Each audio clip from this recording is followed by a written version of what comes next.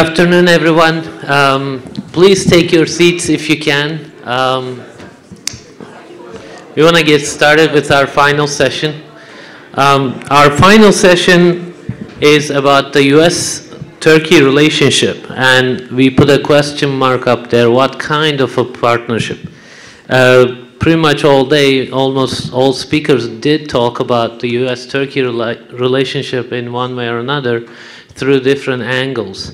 But we would like to think about it in perhaps more, well, in theoretical ways in some ways, but also where this relationship can head to in the upcoming years. There's just been an election in Turkey. There's about 3-4 years of no elections, but the U.S. is in an election season. But regardless of the political sort of developments regarding the elections and everything else, we would like to think out loud here today, what kind of a relationship? It's been called many different things: strategic, transactional, combination of a few different kinds of partnerships, but that's kind of the theme we would like to discuss today. However, I would like to keep this more dynamic perhaps because it's the end of the day, and I want to simply start with a question to each of my panelists, same question, and I'd like them to keep it very short, just a couple minutes, and then we would like to start debating in a more dynamic manner if possible. Then my question is relatively simple.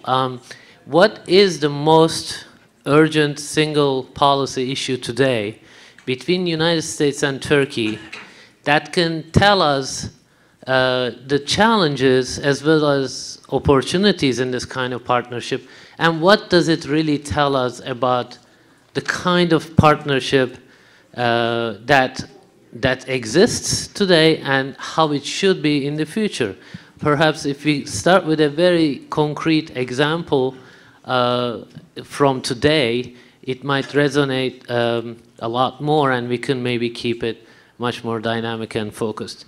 So I want to start with, speaking of dynamic, I'll start with Joshua then. So the floor is yours, Joshua. Thank you. With an introduction like that, what else can you start with? And since you've ambushed us by throwing out a question like this, let me ambush all of you as well by throwing out a few thoughts. You know, the fact that there's a question mark at the end of the U.S.-Turkish relationship shouldn't surprise anyone, because I would argue that in Washington we have 195 strategic relationships. There's a question mark behind every international relation, and I think no matter how historic, no matter how dynamic a relationship is, particularly with democracies, we've just come out of the elections in Turkey in 2015 that many people would not have predicted back in 2011. 2007, 2002, you pick your time frame, and who knows what a nominee or President Trump could say about Turkey. God help us all in some ways. Allah Korsayani.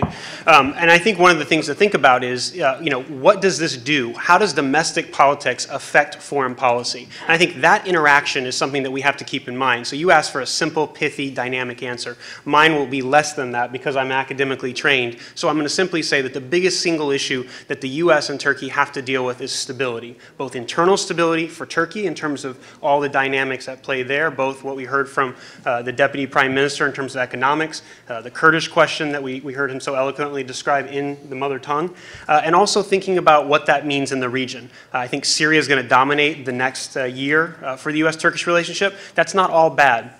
We are where we are. We can talk about how we got to where we are. We can blame people. We can point fingers from Ankara to Washington to Istanbul to New York, all the way backwards and forwards. But I think this question of stability is going to be the overarching trend that I would simply point to for the U.S.-Turkish relationship. Okay. Hasan, Kosebalaban, by the way, I again forgot one more thing to introduce where my speakers. Joshua is with the German Marshall Fund, among many other things he engages in. Hasan Kosebalaban is a professor at Istanbul Sehir University. Robert Wexler, Honorable Wexler, to my left, is the president of Daniel Abraham Center for Middle East. And our Kilic Kanat is our research director at the SETA Foundation at Washington, D.C. I apologize for that. Please, Hasan, go ahead. Thank you very much. Well, I actually prepared a more, longer That's what we do presentation, but I mean, to directly answer your question and to be more focused on that, I think the main challenge in U.S.-Turkish bilateral relations is recognition by the United States of Turkey's aspirations in the region, as well as its domestic political changes towards a more dynamic, more democratic, more civilianized politics. In that sense, I also see that the political instability in the United States is the major question mark, in my mind at least, to where the United States is heading forward, because the prominent leading candidate in the Republican Party, which is the mainstream political party, is openly advocating a very clearly, evidently Islamophobic discourse, and that also alarms at least intellectuals as well as policymakers to what direction is not only the bilateral Turkish-US relations, but also the US-Islamic world relations are heading to. I don't necessarily buy the argument that he will win the elections. I mean, I'm referring to Trump. But the very discourse in which the US electoral politics is voiced I think that reflects an Islamophobic baggage. For example, the talk of denying Muslims entry to the United States, that kind of talk I think is alarming.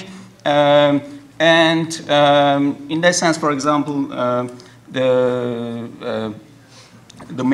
of the main issues between Turkey and the United States is whether the United States will side with Iran and acknowledge Iran's growing sphere of influence in the region in an anti-ISIS coalition, or whether the United States would continue its traditional realist-based foreign policy of balancing against Iran's regional aspirations, might also be very much linked to the outcome of these coming elections. So, in that sense, there is a lot of uncertainty in U.S.-Turkish relations, and that uncertainty, for the first time, maybe, is not placed in Turkey in terms of political instability, but in the United States. I think there's a new thing, because so far we are accustomed to reading the history of United States-Turkish relations from a very perspective that the Turkish side was suffering from political instability and political uncertainty. But I think that dynamics and that balance is shifting towards the United States, and I need to be very much clear on that idea, to what direction is the United States heading to. Well, very interesting point to think about now. Islamophobia is a potential and current problem in U.S.-Turkey relationship. Please, Honorable Wexler, thank you. Thank you for having me. I would follow where Josh maybe left off. I would agree with Josh that stability will no doubt be an underlying fundamental aspect of American-Turkish relations going forward, and he's right that America has 190 plus strategic relationships. Just taking up a step further, however, yes, we do have 190 plus strategic relationships, but there are few that are as essential as the American-Turkish relationship. And just look at the calendar in the last 6 weeks and the coming 2 or 3 weeks. We have the Secretary of Defense, the American Secretary of Defense, the Chairman of the Joint Chiefs of Staff, and the Vice President of the United States, and President Obama not too long ago, all stopping in Turkey for critical talks. So yes, I would agree with Josh that if you identified stability, that would be an accurate assessment. But when you boil down stability from an American perspective, admittedly not from a Turkish perspective necessarily, but from an American perspective, I can assure you that in the context, let's say, of the presidential election, if and when Turkey comes up, it won't be about stability. It won't be about the extraordinary economic reforms that the Deputy Prime Minister spoke so eloquently about. It won't necessarily even be about media freedom or Turkey's role in NATO or Turkey's tension with Russia. It'll be about ISIS.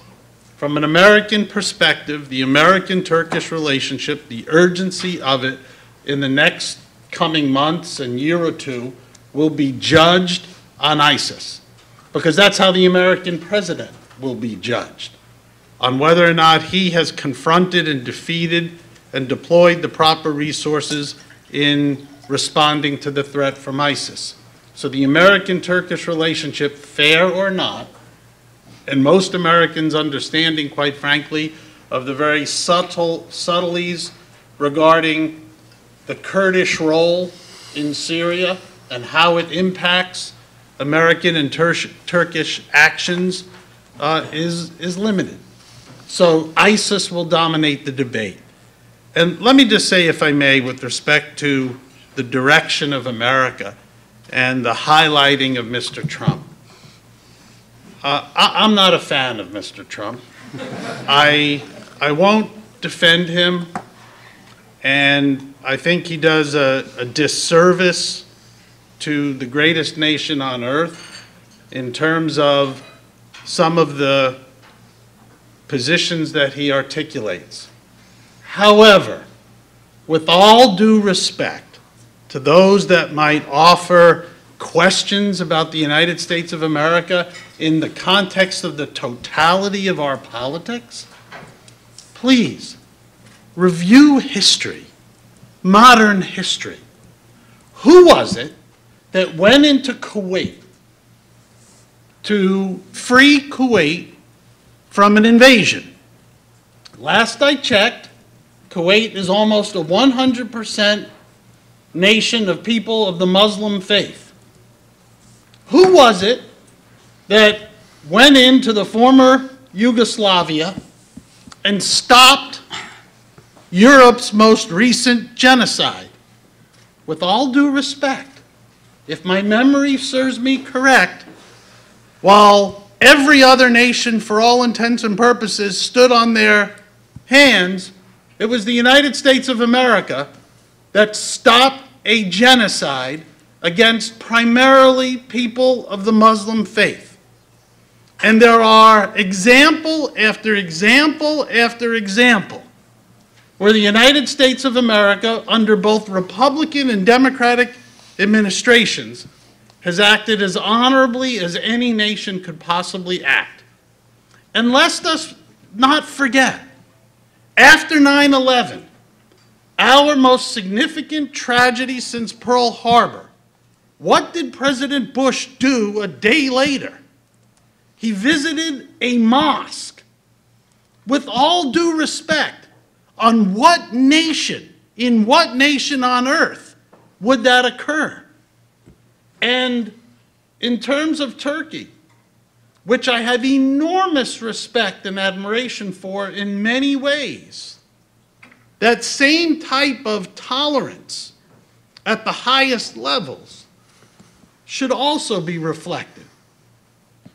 And so while it's legitimate, it is, to always offer constructive criticism or constructive views, and certainly as it relates to Mr. Trump, shoot away. However, to doubt the integrity of the United States of America when our record is so long, so deep on issues like this, I think is a misplaced concern. And I'll ask you right after what that tells us about the U.S.-Turkey perceptions of each other, perhaps, in the next round. Sure. Okay? Yes, Kilic. Okay, it is almost 4 o'clock and Kadir ambushed us with this question that... you go last. Yeah, it was challenging. I was the lucky one. I was trying to find an entertaining answer to about this question, but it will be boring. So I think the main problem about Turkish-American relations, it is not a recent problem. It is a problem since the end of the Cold War that two countries couldn't agree on what does it mean to be a partner or ally. They had ad hoc cooperation, they had ad hoc partnerships. However, these ad hoc partnerships always took place in crisis situations. And with the end of the crisis, there isn't much that these countries do to improve create a more multi-layered or multi-dimensional partnership. So for the last 25 years, I was looking at my kind of the panels that I attended for the last 3-4 years on Turkish-American relations. And I kind of feel guilty that I keep saying the same things. But two countries find very appealing, very sexy names for the partnership. It was strategic partnership, enduring partnership, model partnership, partnership for democracy. And in Antalya summit, again, the strategic partnership started to be used. However, there isn't much development to feel what these concepts mean for both countries. I think there are high expectations from both countries about the foreign policy of the other, and sometimes this creates disappointment among each other. And as a result of that, we had now a situation that in the last time that I attended a panel on Turkish-American relations, I called, maybe it should be called an a la carte partnership, that these countries need to agree on the places, on the regions, on the issue areas that they want to work, and somehow create mechanisms and channels not to create crisis in situation that they do disagree, especially in terms of regional crisis. That would be my short answer for the question. Okay, so Joshua, you raised the question of stability, I assume from the regional perspective, how Syria is impacting Turkey, and Hasan talked about sort of political, the political sort of discourse around the Republican Party's nomination process. So how would you, that's the issue you identified, stability and Syria, but what does it tell us about U.S.-Turkey? What is going right and wrong, and what do we expect going forward? So I'm going to pick off where Congressman Wexler left off, not about defending kind of Trump or anybody else, but you asked for one specific area. Yes. This is always the problem with the U.S.-Turkish relationship. It's never that simple. And while I agree 100% that there are, we always use the word strategic partnership, model partnership, whatever else it is. I mean, I agree with Kilic 100%. If I went back and looked at my own writing on the U.S.-Turkish relationship, it's like a roller coaster. Except for the fact that I've been like stubbornly optimistic. Like maybe that's my genetic problem as an American and as somebody from the next generation focusing on it. But the U.S.-Turkish relationship has never lived up to its full potential, partly because of what Congressman Wexler was talking about, which is that the average American person can distill Turkey into something very simple. The types of questions that many of us still get as Turkish Americans, as people who work on Turkey, where they only think about Turkey during Thanksgiving, and that's not the right Turkey they're thinking about, is a problem. Because the layers of that relationship have for so long, even as a democracy, been at the one strategic level. It's been between the Department of Defense and the Turkish military. When that has changed, and there has been these different changes over time, the layers, like the commercial diplomacy aspect of things that we heard about with TTIP, et cetera, this is where we have to kind of grab a hold of it. You know, the greatest cultural asset that Turkey has is its own history, and yet it's the most misunderstood in the United States sometimes. We learn all about Greek democracy, we learn all about the civilizations of Europe, and yet we often, many times, think about the Turks as the others. The good news here is Americans don't really care as much about history in some ways, right? Mm-hmm. We're not European in that sense. This is the new world. And as a result, Turkey has a huge opportunity here. And when you look at the dynamism of the Turkish economy, not just the Turkish economy, the Turkish people. And when I look at the greatest asset, if stability is what you made me break it down to, my greatest hope is that Turkey is the region's greatest democracy. Now, I didn't say the perfect democracy, and I think the Deputy Prime Minister agreed with me on this, right? The idea that we do have shared interest and shared values. Does that mean that we're always going to be aligned on everything? I'm actually thankful that the US and Turkey don't agree on everything. You know, what's happening in Syria today and the fact that ISIS is going to be the single largest issue that the United States needs Turkey's help on is not necessarily a good or a bad thing. It's a fact of life. But when I look at the events over the last year, when I look over the last decade, I can't think of a geography, a people, or a country that I'd rather have as an ally than Turkey. And that includes with all the challenges. When I said instability, when I said stability, it means both regional, Syria, Iraq. I mean, the last time the Middle East had its borders redrawn, it was when the Ottoman Empire collapsed. So right now, as we're trying to think about how this region is going to be put back together, there has to be regional solutions for regional problems. That's exactly what the Turks have been saying for the last decade. The question I would say from Washington is, how do we engage? Because sometimes our interests are not aligned. The conversation we had earlier about the Kurds, the question about who we should be supporting, what role should Turkey as a democracy have in terms of predicating its security versus its values, that's what every democracy struggles with. We're having that conversation in the US right now after what happened to San Bernardino. So the question is, the perceptions have always lagged behind, and I think unfortunately the only way to change that over time is kind of an approach that basically puts them into the proper perspective. Mm-hmm. The media is always going to try to get a clickbait type of thing that says Erdogan said this about Hitler, and that's a really immediately good story to pick up on. It's really easy to talk about the Kurds as the greatest optimistic area in the Middle East. But as we saw from the Deputy Prime Minister, if you can have a Kurd who is a Turkish citizen, where it has the largest group in the world, that's something to be optimistic about. And the language he used is far more powerful than anything I can say, and even the President of the United States. But I would say that when President Obama decided to go to Turkey as one of the first places he went to talk to the Turkish parliament, he brought everyone together and he gave a very clear-eyed speech. And he said, look, we have to look at our history. It's painful, but we can do this together. The fact that we have our first African-American in office, and the fact he's able to look at our own history, yeah, it's ugly what's being said out there. There's a lot of really bad things going on in this world. But we have to look towards the future and towards the positive side. And I think that the key is the friends of Turkey need to be able to work together and kind of put our emotions aside sometimes. There are going to be difficulties, but we have to work towards that together. So you put it as more of a problem, the problem part, not the positive parts, but problem part as lack of some sort of communication or strategic dialogue. How would you define it? So I'll say this maybe a bit self-servingly. I've never seen a group of people that are so good and industrious at building products, but so bad at selling it. Which is really funny, right? Because when you go to the Grand Bazaar, the Turkish salesmen of carpet people do such an amazing job of enticing you and bringing you in. Oh, how are you? Trying to figure out what language you speak, understand what it is. But when it comes to Turkey, anytime a friend says Turkey's a wonderful place, 90% of everything about Turkey is great, you say 10% bad, you immediately attack the person.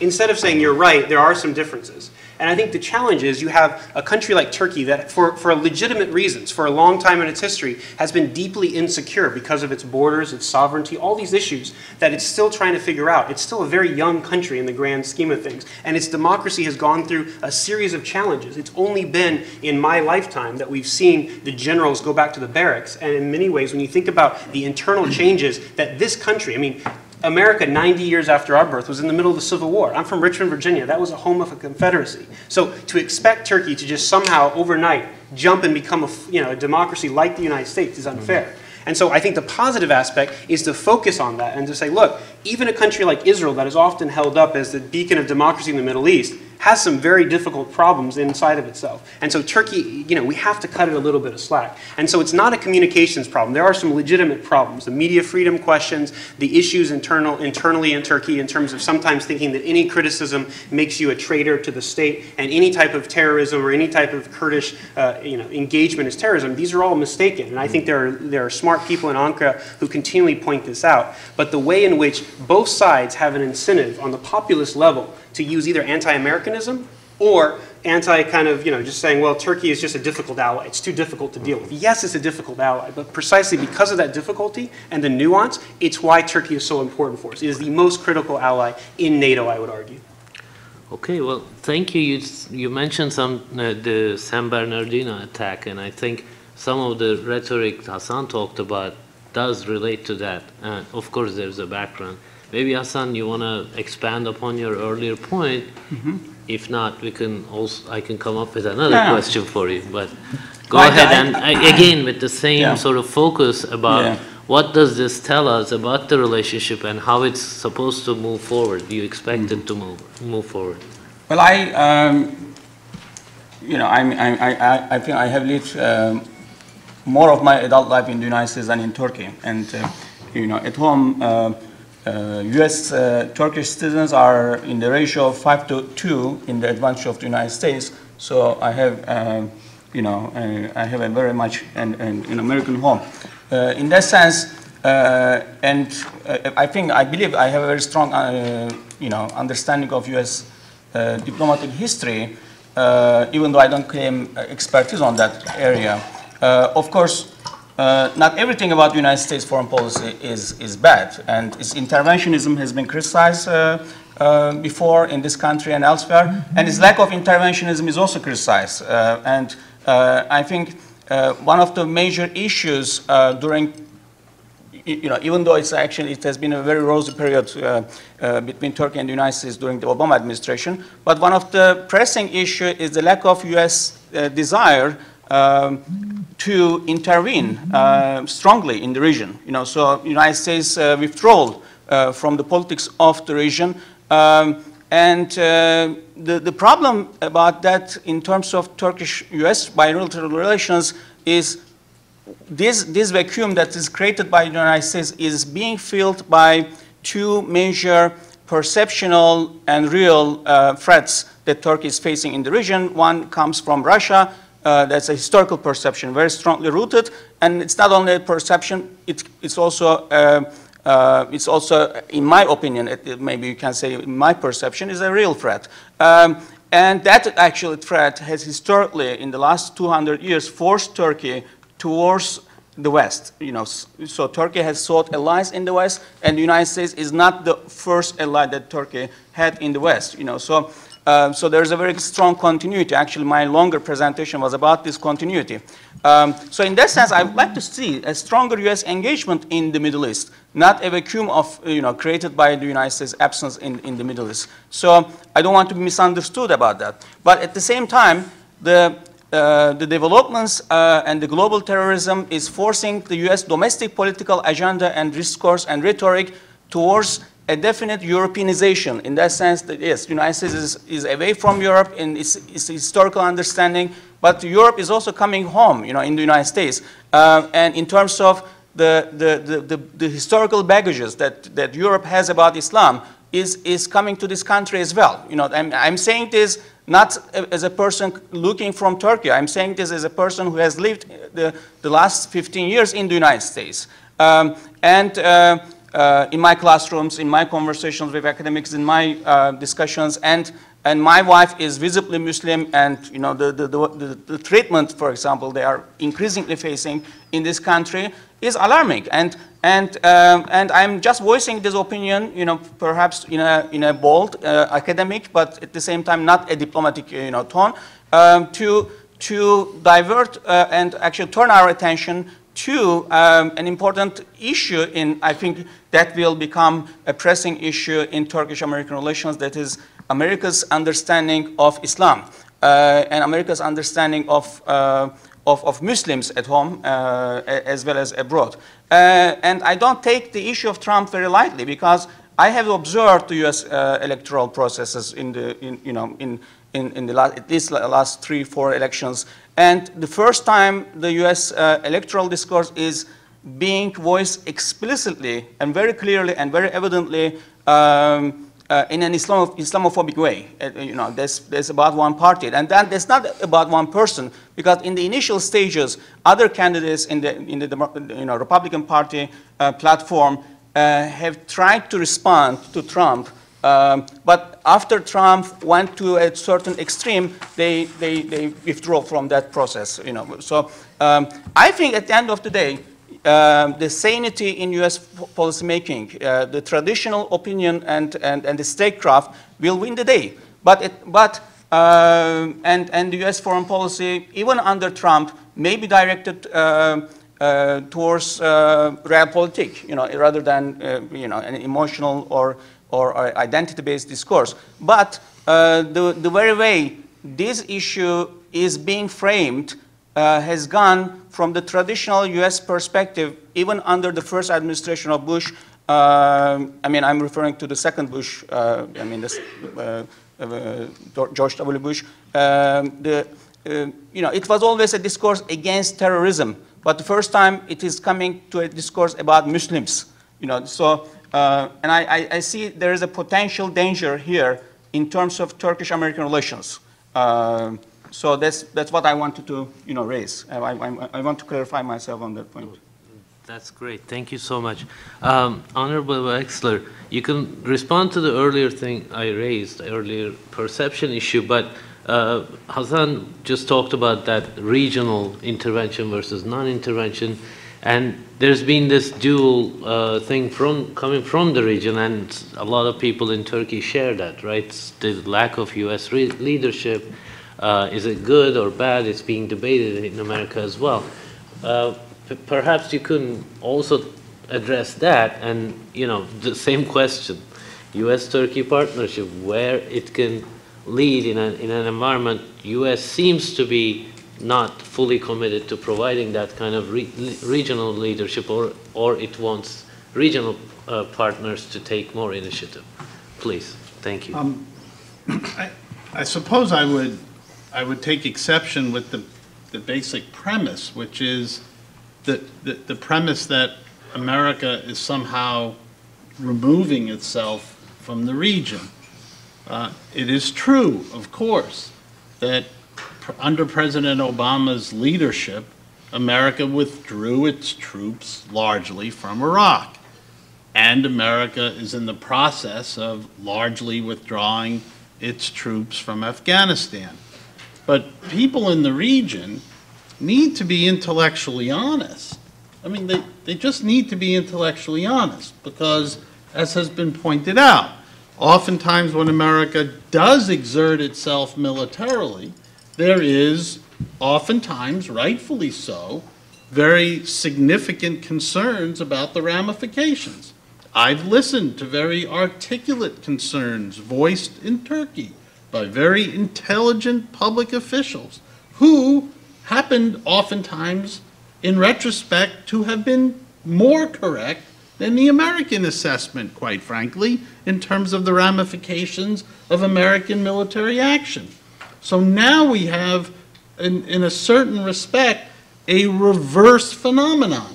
America employing alternative resources, alternative means to achieve what hopefully, by and large, are mutual goals, and lessening the reliance upon military power.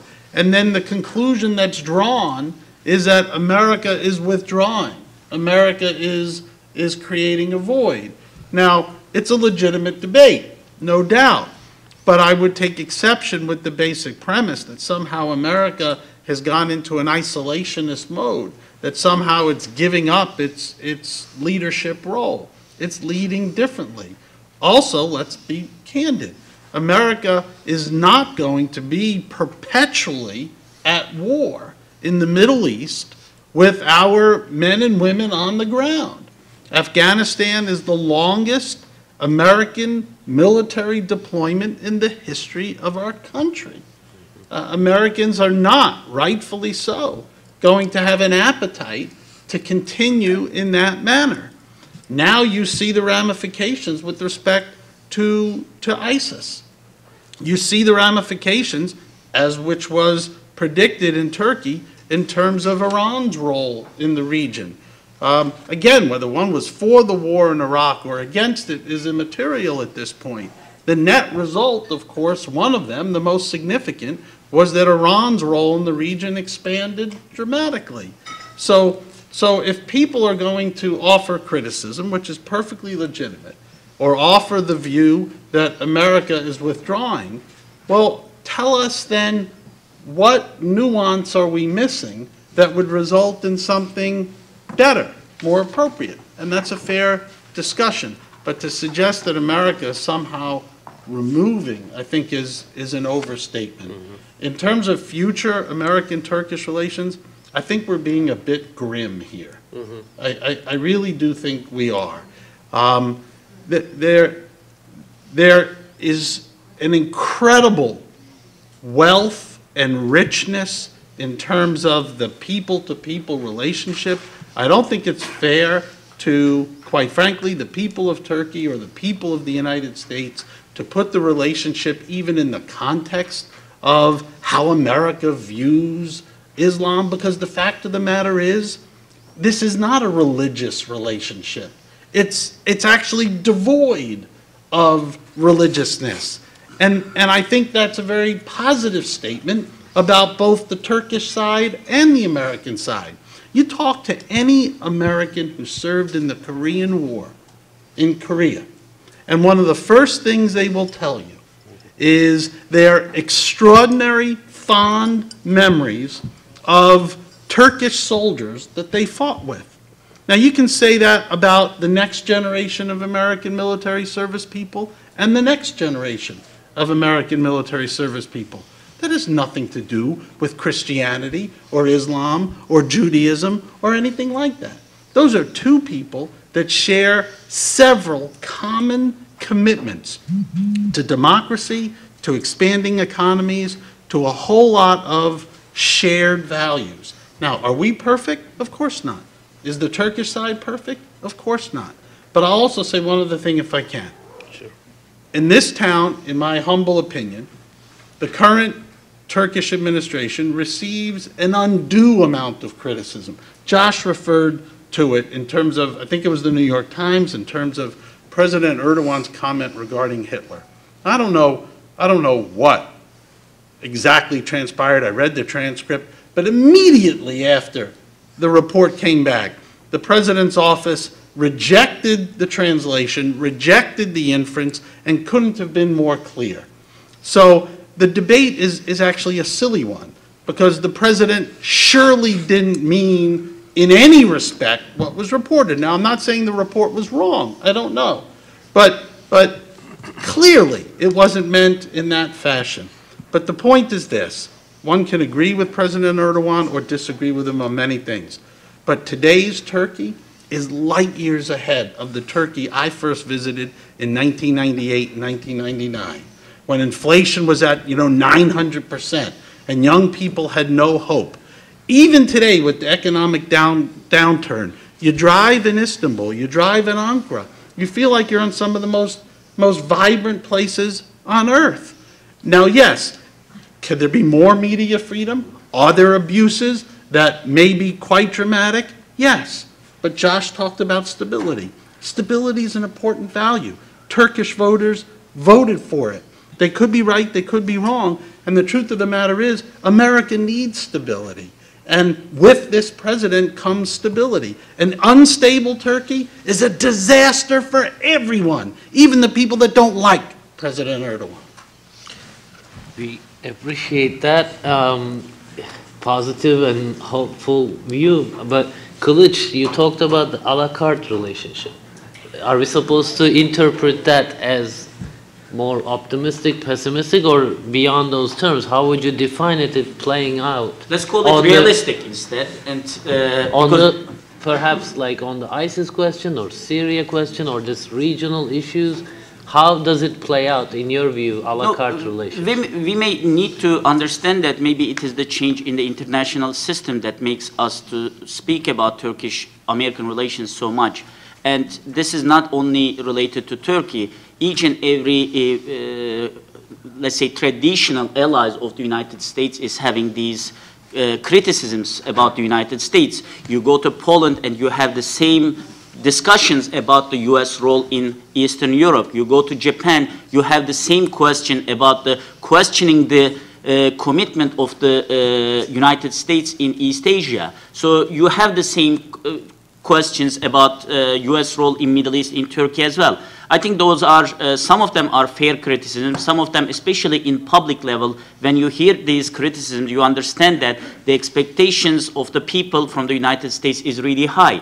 And it is almost a Spider-Man rule that great power brings great responsibility. And great responsibility is somehow people in the world are, you don't expect public opinion to be that diplomatic and give a decision about, you know, like that they have no idea about the conversations between the officials. So whatever they see, when you go to some of the cities in southeastern Turkey alongside border of Syria, you will hear that people are citing, quoting President Obama's red line speech.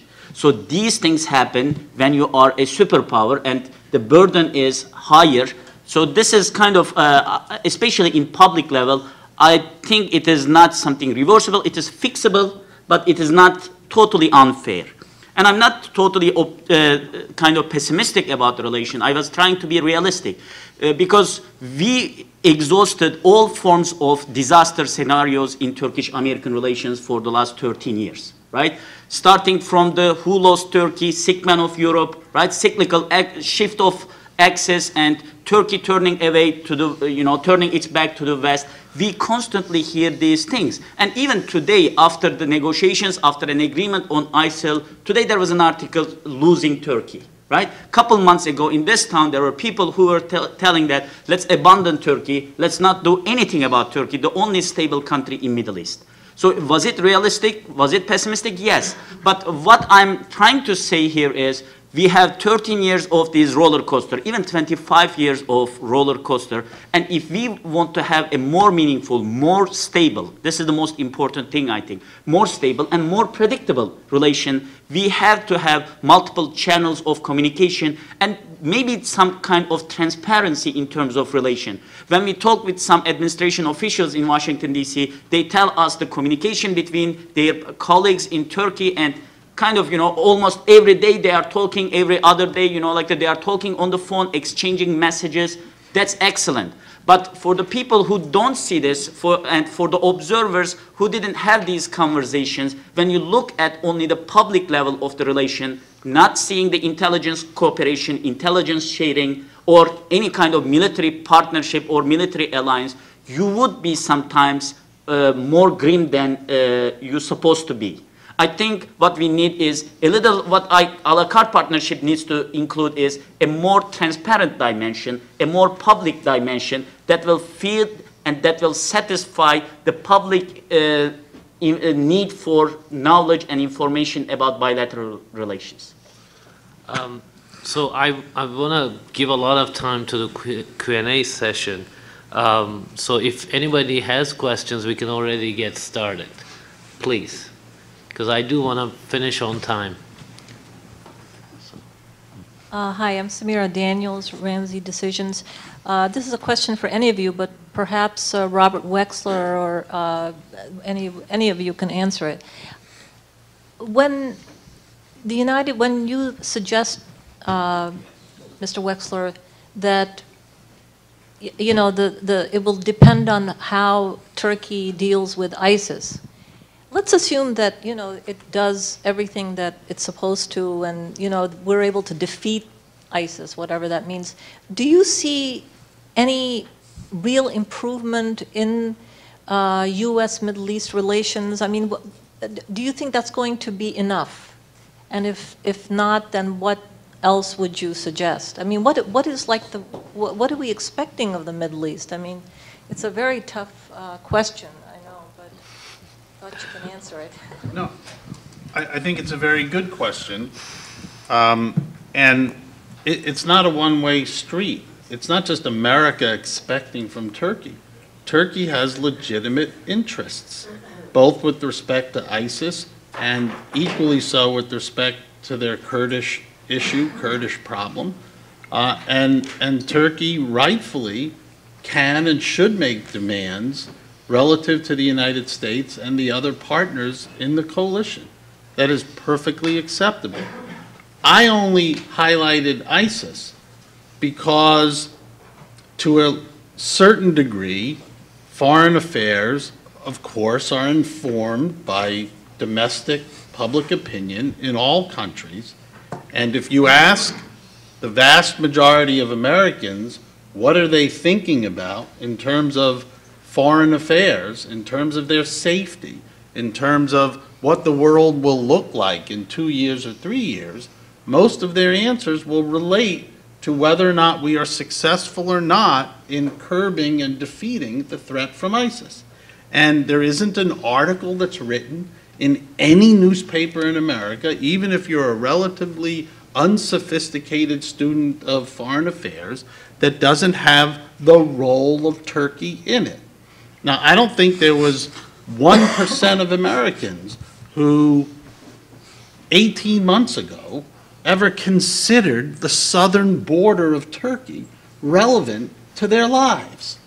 But today, there's a vast number of Americans who have a perception that part of the problem in terms of their own safety, I'm not saying it's a legitimate perception, but it's a perception, was the porous nature of the border between Turkey and Syria.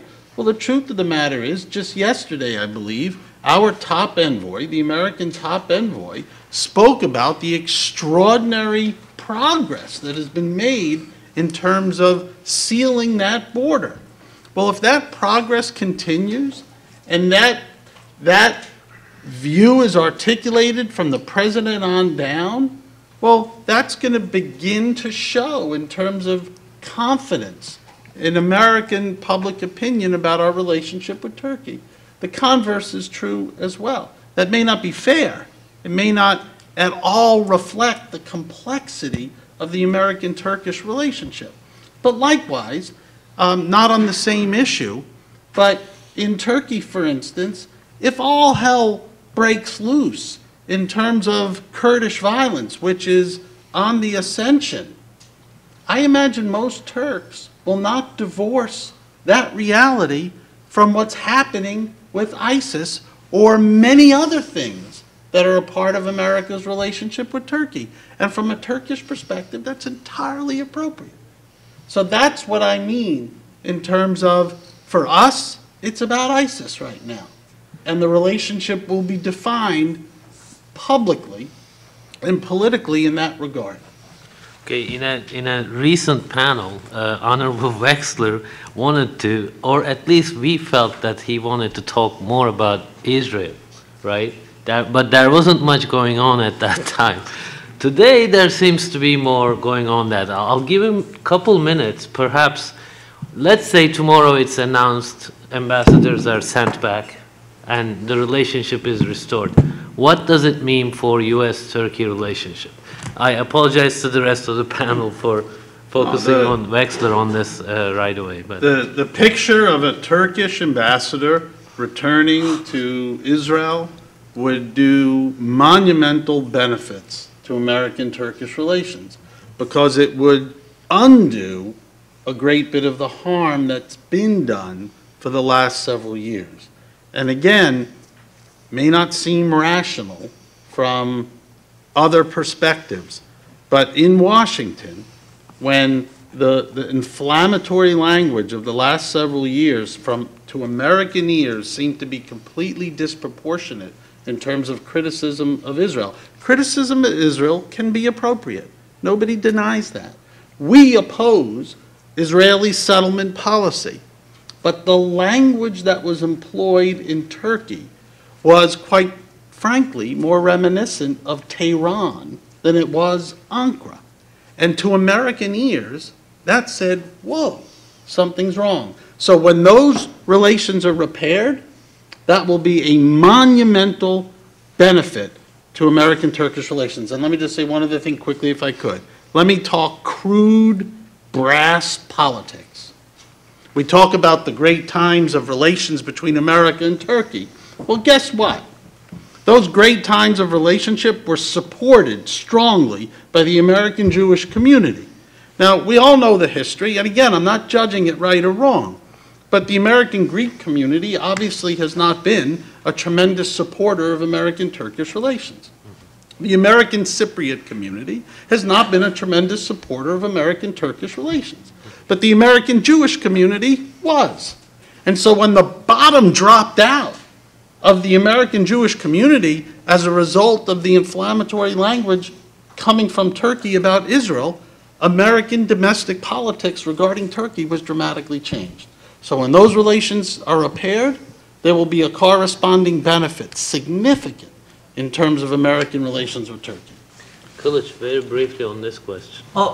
Just a few. I think it will be important for U.S.-Turkish relation, but I'm not sure if it will be as monumental as 1990s, when Turkey didn't have any access in the Congress or in the administration, when Jewish American community here played an important role in providing that access and providing some kind of privileges for Turkey in this town.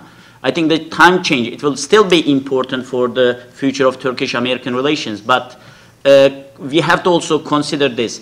In the 1990s, what is called the golden age of Turkish-Israeli relations, the missing part of the relation, the most important part of the relation was the social part, right? There was no social dimension of bilateral relations.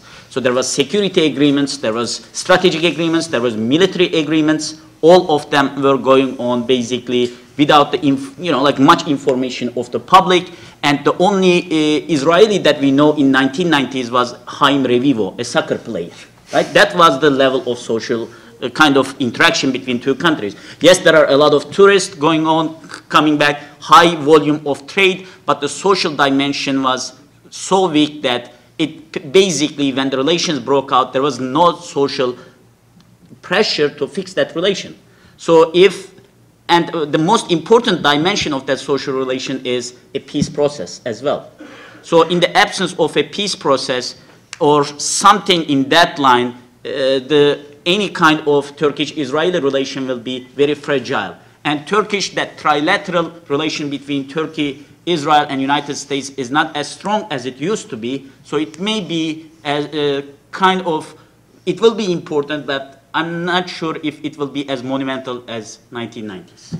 Hasan, on this question. On that last point about relations with Israel, except the period during the 1990s, towards the end of the 1990s, with the exception of that period, in my own interpretation, Turkey has viewed the relations with Israel as a function of relations between Turkey and the United States, or to gain some leverage in U.S. domestic politics, which Turkey lacks a genuine population-based lobby, etc. But for the first time, in this new rapprochement between the two countries, I see that Turkey is acting on the basis of its own strategic interest in terms of normalization of the relation with Israel, and that's not to gain leverage and power in the United States, but to serve its own strategic interests, mainly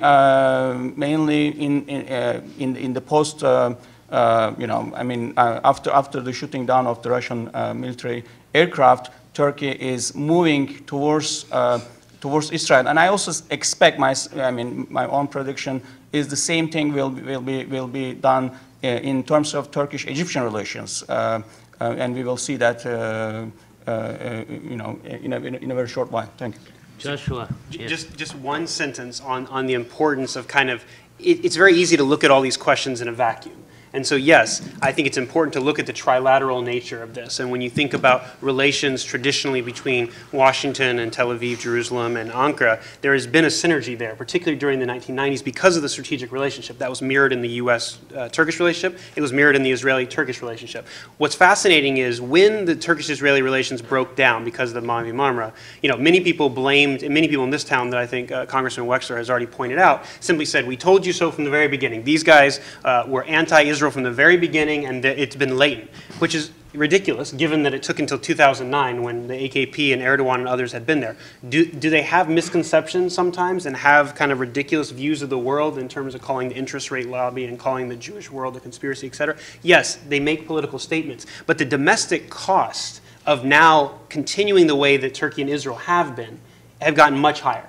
When these relations fell apart, basically it helped Turkey in some ways with the Arab world. Now the Arab world is in a disarray. When you look at what's happening between Iran and Saudi Arabia right now, I'd have never seen Turkish-Israeli interests been as more closely aligned today than any other time. So as a result, you know, because of what Hasan has already talked about, the Russian dimension of this question, the U.S. dimension of the question, the European Union dimension of the question, Israel is still there. And while there will be political differences, and I think Netanyahu and Erdogan are cut from the same cloth. These guys are like kind of those street kids who get into a fight, and even though they know it's the right thing to do, there's so much pride and nationalism and populism on both sides. But behind the scenes, when you look at the level of trade, when you look at the level of tourism, it's continued to increase. It's actually, I think a lot of countries would wish they had the horribleness of Turkish-Israeli relations when you look at the trade volumes. You know, I think that, you know, brotherhood sounds great. It's great to be the king of the Arab street in some ways, but what do you get in return? I think it's very important to think about how that can be leveraged and how a very small cost of kind of having stronger Turkish-Israeli relations, there's never been a better time. So I do expect that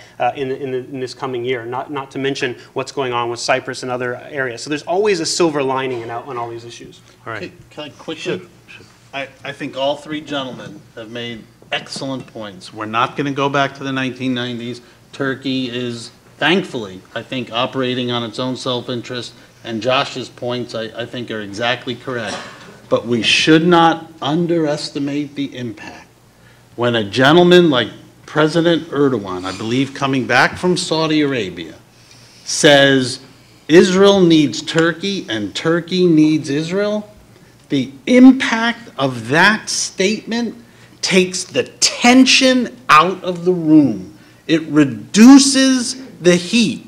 And when you do that, then countries and people can come together pursuing rational policies that can do extraordinarily positive things.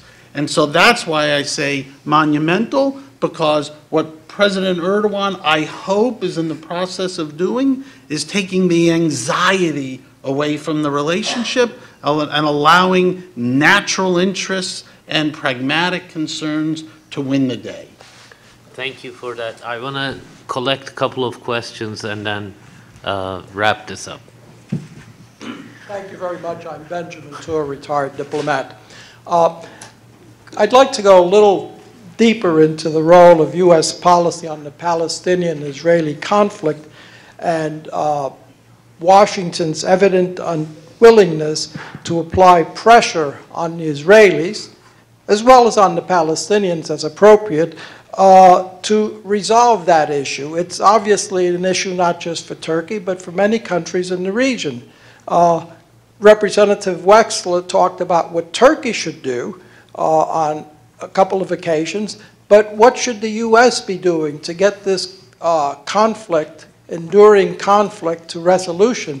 It certainly, compared to what's going on now, doesn't seem that difficult. Thank you. If you have more?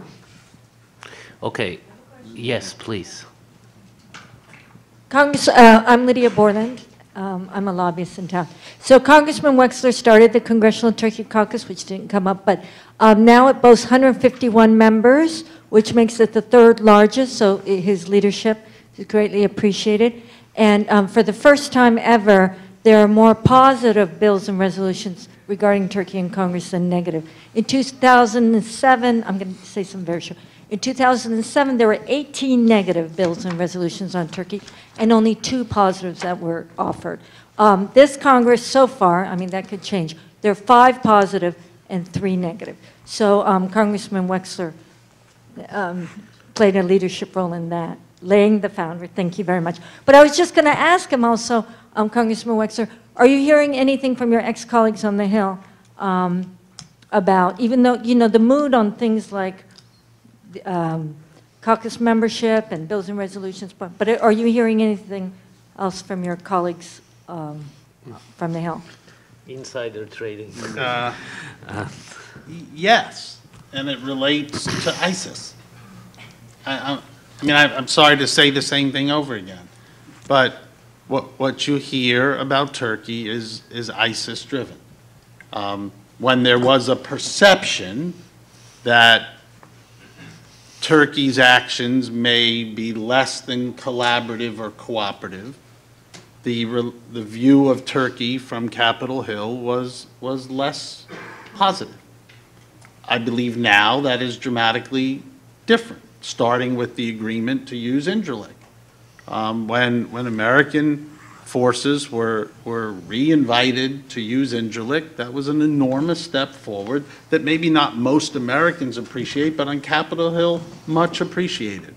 When the special envoy on ISIS goes to Capitol Hill, as he has and will continue to do, and reports about the progress on the Turkish border, that will have enormous impacts on Capitol Hill in a very positive direction that'll flow into the entire relationship. And if I could just compound what Lydia said, I remember, I think it was at a subcommittee of the House Foreign Affairs Committee. There's a gentleman, Doug B. Ryder, was the chairman at the time under Republican control, where we passed the first resolution in decades related to Turkey that was positive rather than negative. Oh, okay. You know better than I. So things have changed significantly for the better.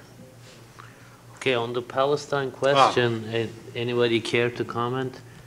How is that an important issue in Turkey's relationship with Israel, for instance, Hasan? Yeah, of course. I mean, Palestine issue is crucial. I mean, Turkey has voiced the Palestinian desire for statehood for a very long time.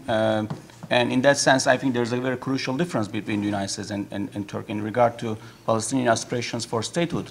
But on the other hand, I agree with Joshua in this sense. The Turkish competition with Iran to gain, you know, the public opinion in the Arab street has gone to a level beyond realpolitik. And in that sense, I think the realpolitik is returning to Turkish foreign policy in regards to relations with Israel. I would also like to comment on Erdogan's ability to convince the conservative public opinion on the importance of improving relations with Israel. In that sense, I think a strong leadership and charismatic conservative leadership provided by Erdogan is very important because he can convince his public opinion, I mean, about the importance of that relationship. And the Syrian conflict, and it has been spoken in many panels today, especially during the first panel about Iran's loss of prestige in the especially in the Sunni Arab street, is also providing some kind of opportunity for Turkey to ignore the backlash that's possible in the Arab perception about Turkey's improving relations with Israel. I think the Arab public opinion is also understanding the strategic imperative in that relationship, and it's not only Turkey but Saudi Arabia is also doing much more deeper level in Saudi-Israel relationship. May I respond quickly? Sure. America, since 1967, has obviously led the peace process effort, and if one wants to be critical, they may be, because clearly we have not been successful. The debate in this town has evolved, and ultimately I'm hopeful and confident the Israeli-Palestinian conflict will be based on the 1967 lines with agreed territorial swaps. There will be no right of return to the state of Israel for Palestinian refugees. There will be shared capitals, or at least capitals in West Jerusalem, Jewish Jerusalem for Israel, and East Jerusalem for the new Palestinian state, and many other things to be worked out. But however, I would take extreme exception with the notion that somehow America has abdicated its responsibility, and there's a requirement on some of our friends' shoulders to analyze their own behavior. You talk about supporting the Israeli-Palestinian resolution of the conflict. The one particular actor on the Palestinian side that rejects a two-state outcome is Hamas. Let's be clear. We spend most of our time engaging in trying to prop up Fatah, President Abbas, and others that support a two-state outcome. Hamas rejects a two-state outcome. So you cannot house Hamas. You cannot nurse Hamas. You cannot use Hamas to the detriment of the more moderate Palestinian forces and then turn around and say, what's America doing? Why have you failed? All right. Do we have more questions? Okay, I'll give you another maybe question that's going to be, this is going to be last question. Okay, let's take that. But my question before that one, before I forget, looking forward, right?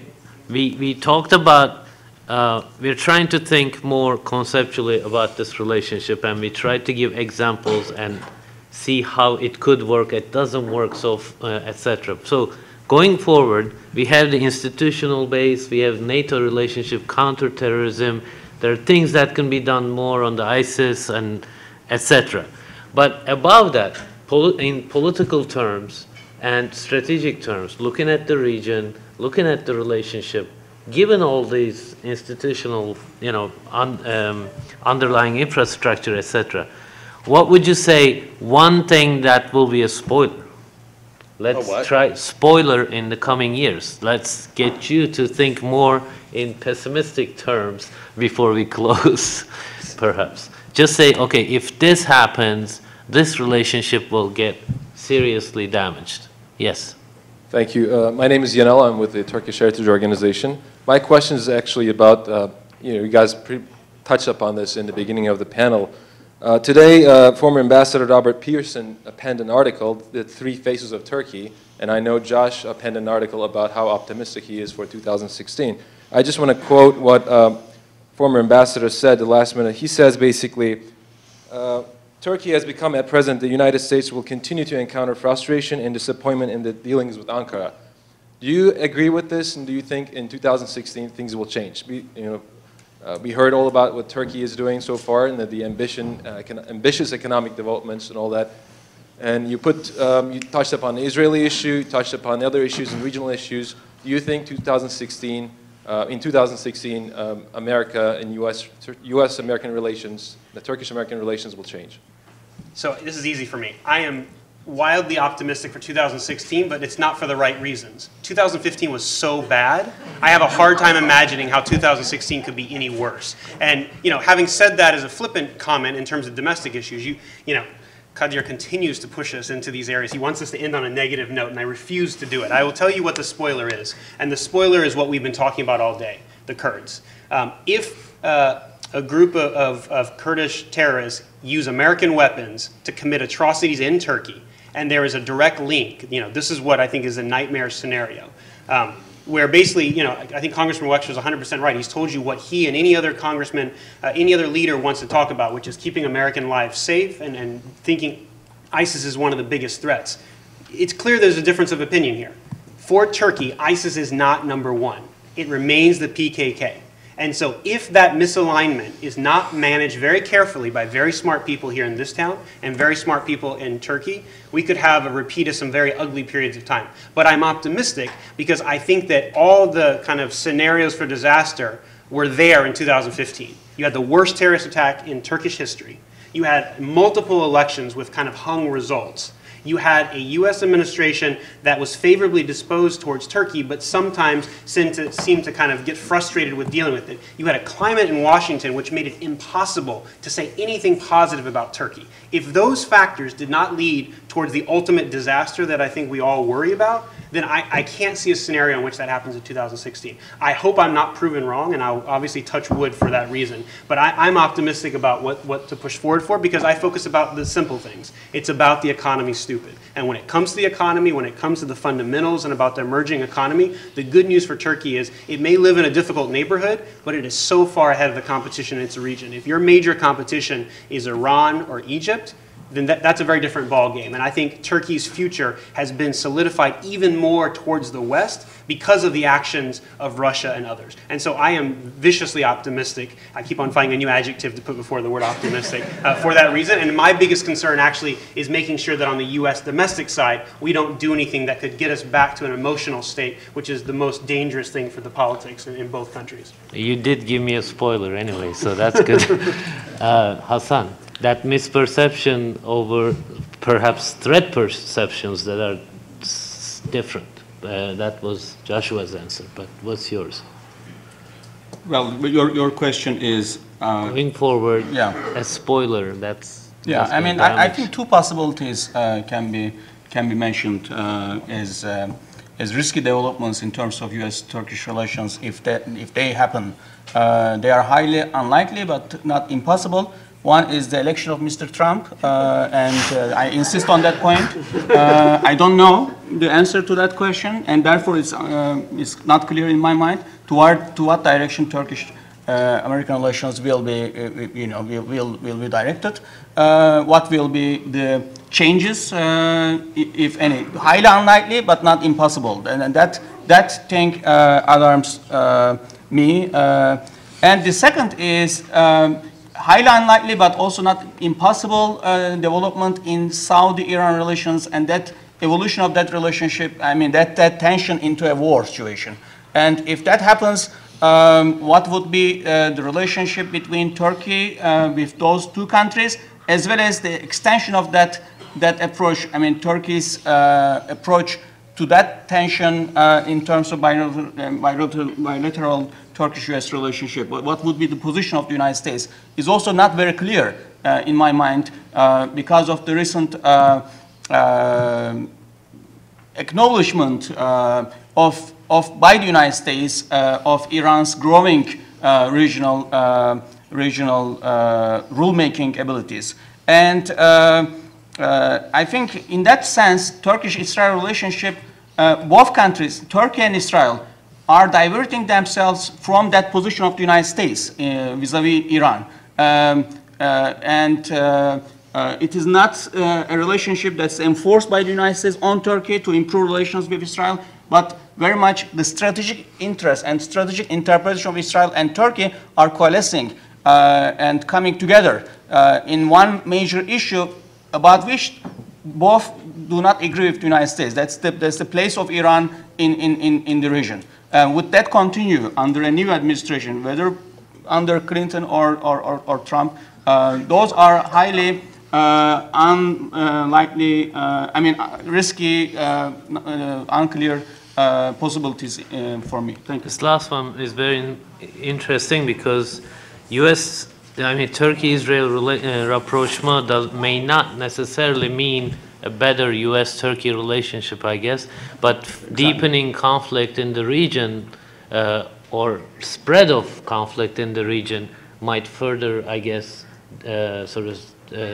derail or challenge the relationship. Please, Honorable Wexler, yes. I would just quickly associate myself with Josh's remarks. I think they were brilliant, and I would offer maybe just 2 steps forward and then my natural response to have to defend the administration to a certain degree, maybe. The American policy towards Iran was designed to do one thing and one thing only, and that was to prevent Iran from becoming a nuclear power. I would respectfully argue that preventing Iran from becoming a nuclear power is as much as in Turkey's interest as it is in America's, as much as it is in Israel's interest as it is in America. And just in the last 2 weeks, Iran has shipped out of its country the enriched uranium that they had been enriching for the last decade and a half that would have enabled it to build a nuclear weapon. Now, this is just the beginning of a protracted, long-range process, but how that is not in the world's interest is hard for me to understand. The beauty of what's probably going to happen with respect to Israel and Turkey is not just ambassadors coming, hopefully that will be, but the beginning of a generations-long energy relationship that benefits not just Israel and Turkey, but also Greece and Cyprus, and may, let me even go beyond Josh's optimism, provide the foundation for a recipe to resolve the Cypriot problem. And if you do that, you have the beginning of a regional effect with Israel, Turkey, maybe even the Palestinians, hopefully Egypt, Jordan, Cyprus, and Greece, providing energy to the continent of Europe, which just is the beginning of a very solid foundation for the years to come. No spoilers? Josh talked about the right spoiler. Okay, thank you. Kilic. Yeah, I also agree with Josh about the possible implication of the northern Syria, the issue in northern Syria, especially PYG's unpredictable, a little bit unpredictable actions nowadays. So Turkey has its own red line, and in this country we started to underestimate the influence of red lines for the last couple of years, but red lines still means red lines, and for the Turkish public, for the Turkish politics, that red line would be something, the termination of that red line or intervention to red line would be something hard to swallow. So I also think that YPG issue would be the most critical issue. But we also need to consider, let me be a little bit optimistic, try to be a little optimistic. And Josh, if you think that 2015 was the worst year, 2013 and 2014 would give you more, actually, instrument to be more pessimistic. But what happened through all these crises are the relation between two countries are almost crisis-proof right now. So it's somehow low expectations, low returns, right? Sometimes it can be high, you know, like the returns, which will bring basically create a better relationship, a more structured, more stable partnership between two countries. But I still think that giving the fluidity of the situation on the ground in Syria and giving the unpredictability, you never say never in Middle East, so we have to be cautious, we have to be realistic, at least we have to be ready for any kind of crisis that may derail or impact the relationship in the future. This, of course, the first chapter of this would be YPG issue. We obviously didn't expect and didn't find an answer to the question in the title, but we did ponder about it. And I hope it was dynamic enough as we intended. But thank you for listening, and please join me in applauding this panel.